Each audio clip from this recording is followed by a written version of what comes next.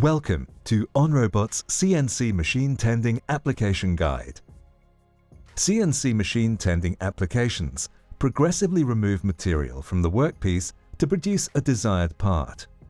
In this guide, we will go over the best practices, considerations, and main technical details needed to successfully deploy the application.